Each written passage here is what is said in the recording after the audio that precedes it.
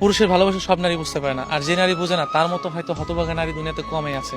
আপনি দেখবেন কি রাস্তায় অনেক পাগল বসে থাকে বা পাগল থাকে, যারা হয়তো কোনো না কোনো নারীর মায়ে পড়ে পাগল হয়েছে, কিংবা কোনো না কোনো নারীকে এমনভাবে ভালোবেসেছে সেই নারীর ছলনাটা বা সেই নারীর মানে চলে যাওয়াটা, বিচ্ছেদটা সে মেনে নিতে পারে না দেখে হয়তো রাস্তায়। আমি এমন অনেক পাগল দেখছি। মানুষ যখন ভালোবাসে তখন সবটা দিয়েই ভালোবাসে। আমি যাকে ভালোবেসেছি সবটা দিয়েই ভালোবেসেছি। হয়তো আমি তাকে পাগলের মতো ভালোবেসেছি, কিন্তু আমি তাকে বুঝাইতে পারিনি। হয়তো আমি পাগল হইনি, কিন্তু আমি তাকে পাগলের মতো ভালোবেসেছি।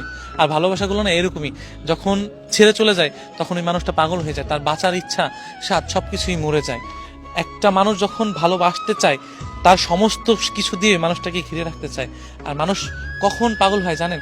যে মানুষের ভিতরে কিন্তু শারীরিক এবং মনে করেন যে আপনার মানসিক, এই শহরে অনেক মানুষ মানসিক সমস্যায় ভুগছে, কিন্তু কেউ কখনোই কাউকে বলতে পারছে না যে আমার এই সমস্যা। কাকে বলবে? যাকে বলবে তার কাছে হাসির পাত্র হয়ে দাঁড়াবে। আর শারীরিক পাগলগুলো রাস্তাঘাটে দেখবেন যে কি অস্বাভাবিকভাবে চলাফেরা করতেছে। আমি সেই জিনিসটাই বোঝানোর চেষ্টা করছি, মানুষ কখনোই ভালোবাসা মানুষটাকে ছেড়ে যাওয়া বা বিচ্ছেদ ঘটলে বা মেন্টালি যে প্রেশারটা পড়ে, কিছু কিছু মানুষ যখন পাগল হয়ে যায় না, তখন ওই যে একবার পাগল হয়ে যায় তাকে কখনো আর ভালো করা সম্ভব নয়।